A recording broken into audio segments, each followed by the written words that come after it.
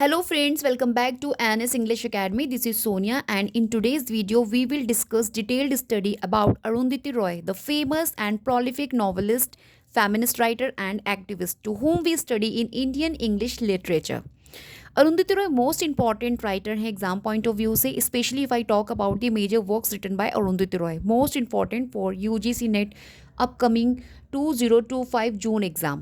Okay, and in today's video guys, with major facts of Arundhati Roy we will discuss detailed study her Booker Prize winning and debut novel God of Small Things 1996 जिसकी publication है and won Booker Prize in the year 1997. We will discuss in detail, right? So please stay tuned with me till my video end.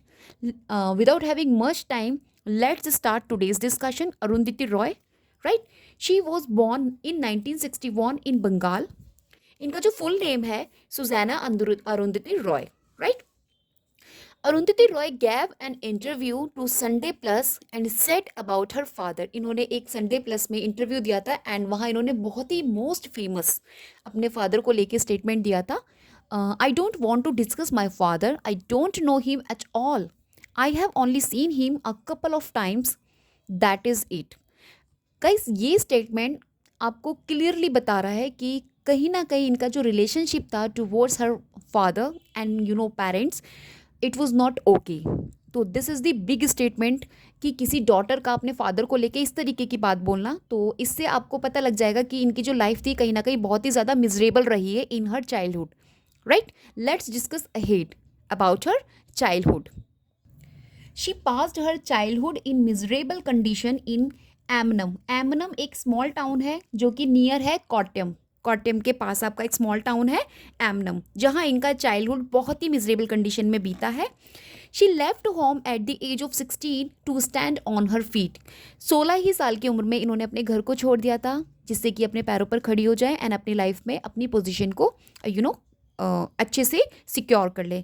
So guys this is a big thing. देखो एक लड़की का, एक daughter का इस तरीके से सोचना एंड घर को 16 एट द एज ऑफ 16 में छोड़ देना कि उनको इससे आप इजीली कह सकते हैं कि इनको अपने पेरेंट्स से कहीं ना कहीं बिल्कुल भी सपोर्ट नहीं मिली थी. क्योंकि पता है रीज़न क्या था? इनके जो पेरेंट्स थे उनका खुद का ही रिलेशनशिप आपस में, हस्बैंड वाइफ के रिलेशनशिप अच्छे से वर्क नहीं कर रहे थे. रीज़न इनके ऊपर अफेक्ट पड़ रहा था, इनकी लाइफ पे अफेक्ट पड़ रहा था, अरुंधति रॉय की लाइफ में. क्योंकि जो इनकी मदर थी वो सोशल वर्कर थी एंड इनके जो फादर थे वो बंगाली हिंदू थे. तो डेफिनेटली कहीं ना कहीं इनके बीच में अच्छी बॉन्डेज नहीं थी पेरेंट्स के बीच में. एंड ये अरुंधति रॉय ने जब घर छोड़ा 16 साल की उम्र में, तो she lived in a small हट में रह रही थी जो कि एक टीन रूफ था इन फिरोज शाह कोटला जो कि दिल्ली में, यहाँ पे ये रही थी. And she sold she sold empty beer bottles to earn her livelihood. अपने डेली जो डेली लाइफ में जो इनकी नीड्स होती हैं उनको कंप्लीट, उनको फुलफिल करने के लिए she had to sold empty beer bottles, right? इनको एम्प्टी, खाली जो आपकी बियर की बॉटल्स होती हैं उनको बेचना पड़ा कि जिससे कि कहीं ना कहीं इनका डेली गुजारा हो जाए, right? And if I talk about her marriage, तो इनकी जो मैरिज थी वो भी कुड नॉट सक्सीड, वो भी सक्सीड नहीं हुई. Like her parents, after 4 years of marriage, were separated. तो जब इनकी शादी को 4 years हुए थे and she spend 4 years in marriage, तो उसके बाद ही ये सेपरेट हो गई थी अपने हस्बैंड के साथ. क्योंकि इनकी लाइफ कहीं ना कहीं आगे इन लोगों के बीच में अच्छी बॉन्डेज नहीं बन पाई थी and reason they have to separate to each other. Okay, तो देखो इसमें बेसिकली पता है क्या होता है? जब कभी भी एक बच्चा एक ऐसे बचपन से गुजरता है जहाँ पे वो हमेशा स्टार्टिंग से अपने मम्मी और फादर के बीच में हमेशा लड़ाइयाँ देखता है या काइंड्स ऑफ इस तरीके की नेगेटिव थिंग्स देखता है, तो उसकी अपनी लाइफ भी बहुत इफेक्ट हो जाती है और वो जल्दी से डिसीजन लेने लगता है. तो ऐसे ही अरुंधति रॉय के साथ हुआ था. मैं आपसे क्यों बातें कर रही हूँ अरुंधति रॉय की? क्योंकि जितने भी मेजर राइटर्स होते हैं उनके जो अपनी लाइफ होती है, कहीं ना कहीं वो अपनी राइटिंग्स के अंदर उन सभी बातों को अपने रीडर्स के सामने लेकर आते हैं. एंड गाइज, अगर आपको पर्टिकुलर राइटर के बारे में लिटिल बिट नॉलेज है, दीज आर दी फैक्ट जो मैं आप लोगों को बता रही हूँ, अगर आपको नॉलेज है तो ट्रस्ट मी, बहुत से क्वेश्चंस ऐसे आते हैं एग्जाम में जो बेसिस ऑफ, अगर आपको बायोग्राफी के बारे में राइटर के कुछ पता है, इंपॉर्टेंट फैक्ट्स आपको पता है, तो you guys can easily answer them. तो प्लीज़ इन सभी चीज़ों को आपको ध्यान में रखना है if you are preparing for Indian English literature for UGC NET exam के लिए। ओके, तो let's discuss ahead. She soon busy in preparing TV serials for Doordarshan to divert her attention. ठीक है, फिर इन्होंने क्या करा, क्योंकि इनकी मैरिज को लेकर जब इनकी सेपरेट हो गई तो कहीं ना कहीं बहुत ज़्यादा डिस्टर्बेंस था इनकी लाइफ में, तो ये अपने आप को डाइवर्ट रखना चाहती थी टुवर्ड्स दैट डिप्रेशन। तो इन्होंने टीवी सीरियल्स में फॉर दूरदर्शन के लिए काम करना शुरू कर दिया, अपने आप को प्रिपेयर करना शुरू कर दिया, अपने आप को बिजी रखना शुरू कर दिया। अब देखिए ये इंपॉर्टेंट है, कई बार एग्जाम में आपसे पूछ लिया जाता है कि वो कौन सा राइटर है जिसने टीवी सीरियल फॉर दूरदर्शन के लिए काम किया था। अब आप इस तरीके से भी क्वेश्चन को आंसर कर सकते हैं कि we have Arundhati Roy, right. We don't know examiner आपसे कहाँ से क्वेश्चन पूछ ले, तो you must be prepared. Okay, and she began her career as a script writer. इन्होंने जब अपने कैरियर के स्टार्ट किया तो इन्होंने एज ए स्क्रिप्ट राइटर अपना कैरियर स्टार्ट किया था। And if I talk about the script writing of Arundhati Roy, तो in which Annie gives it those once kind of an electric moon. These are the two, आप बोल सकते script थी जिस पर इन्होंने राइटिंग करना स्टार्ट किया था स्टार्टिंग एज ऑफ इनके कैरियर में।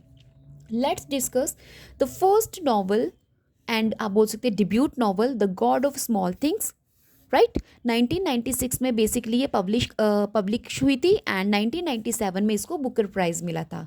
It was awarded the Booker prize in 1997, right.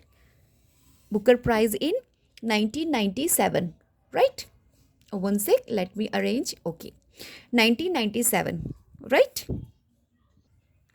Let's discuss Arundhati Roy as a novelist, right? She wrote number of articles, interviews and books on various subjects. Okay, and she is one of the greatest Indian writers in English language with world fame. इनको बहुत ही ज़्यादा world fame हुआ था, and most important आप मान सकते हैं इनको for exam point of view. जो अरुंधति रॉय थी, देखिए, she has presented problematic issues in her novels. इनकी जितनी भी नॉवेल्स थे उनमें ये प्रॉब्लमेटिक इश्यूज़ को कहीं ना कहीं नॉवेल्स के अंदर रिप्रेजेंट करती थी अपने रीडर्स के सामने, एज जैसा कि इन्होंने अपनी लाइफ में मिजरेबल कंडीशन को स्पेंड किया था अपने बचपन में, वही सब चीज़ अब मैंने आपको बता दिया था ना, जैसे पहले अपनी राइटिंग्स में ये अपने रीडर्स को दिखाती हैं, right. She is the first novelist who has shown general awareness towards social crises and realities and the burning problems in the modern society। में जितनी भी burning problems हैं, realities, crises, इन सब की awareness को लेके कहीं ना कहीं ये फर्स्ट नॉवल कंसिडर की जाती थी Arundhati Roy, right. Let's discuss debut novel and most important Booker Prize winner novel, The God of Small Things, right.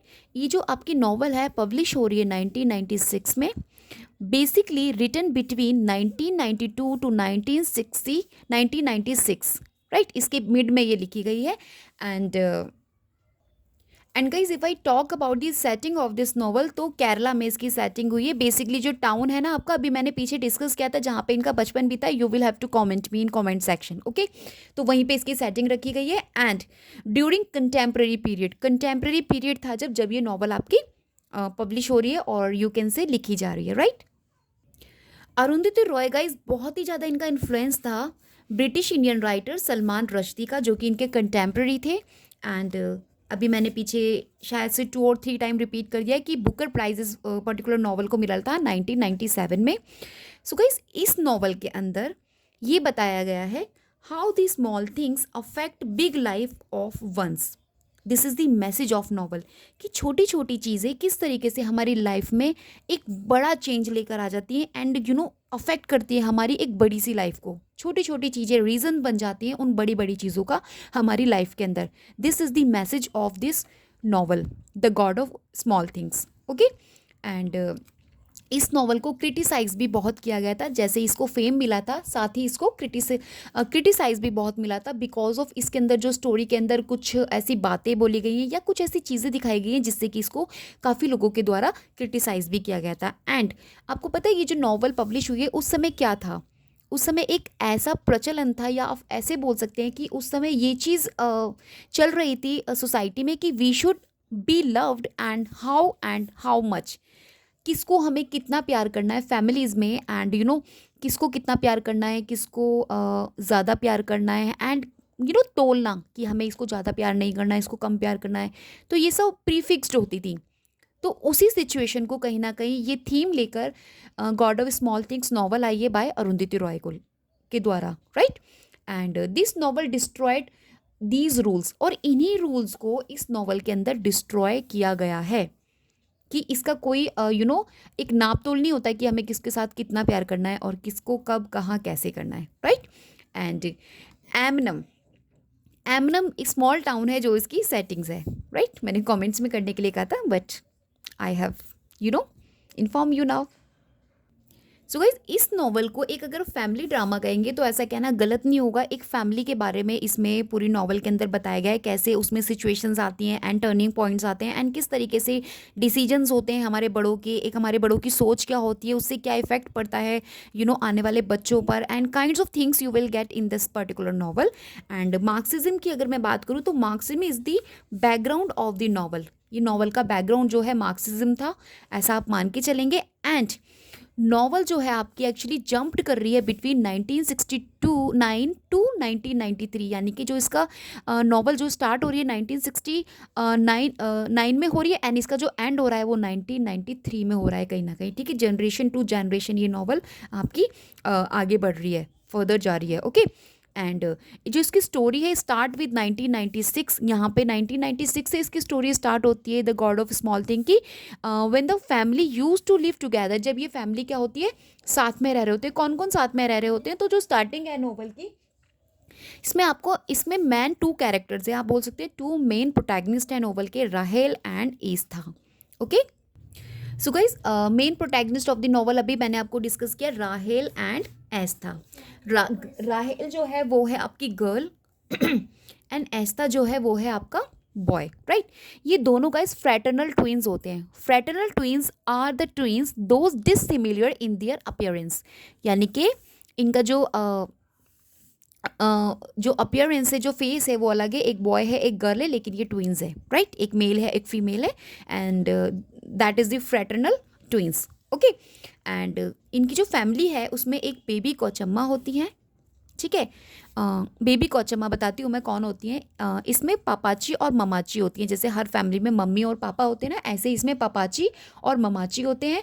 जो पापाची होते हैं ये इल टेम्पर्ड फादर होते हैं, इनका बहुत अच्छा नेचर नहीं होता अपनी वाइफ को हमेशा से मतलब कि अब्यूज़ करना। एंड जैसे कि आपने मिडिल क्लास में इंडियन फैमिलीज़ में देखा है, एक मदर जो होती है एक लॉन्ग पीरियड सफरिंग कर रही है अपनी मैरिज लाइफ को, जस्ट लाइक सेम कंडीशन आपकी ममाची की थी, एंड इंडियन मिडिल क्लास की मदर की जैसे कि। एंड पापाची जो थे इल टेम्पर्ड थे, एंड इन्हीं की सिस्टर थी आपकी बेबी कोचम्मा, जिन्हें आप स्पिंस्टर बोल सकते हैं। एक हमारे घर में होती है ना जैसे कि बेबी कोचम्मा, इन्होंने ना शादी नहीं की थी क्योंकि जिनसे इनको प्यार था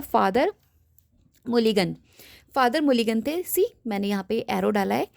इनका जो ये लव था इनके साथ में, तो कहीं ना कहीं इनको लगा था कि he is not the person to whom I can spend my whole life, तो that's the reason she did not get marry, she never married actually in her life.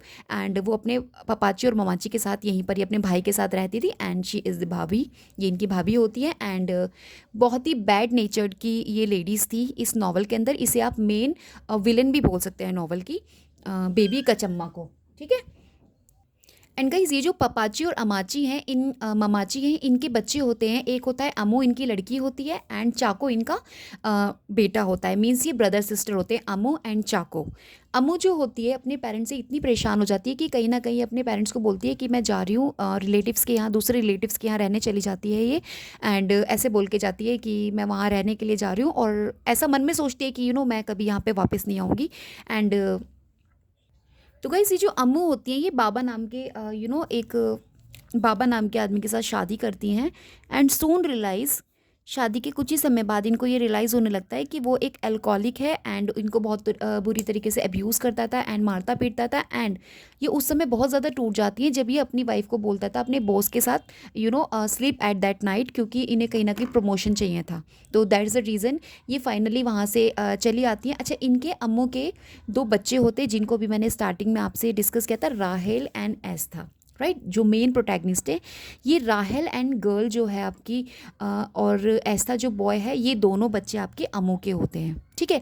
अब ये जो अम्मू थी, अब ये वहाँ से वापस अपने पीहर आ जाती हैं जहाँ ये रहती थी, एनमन में।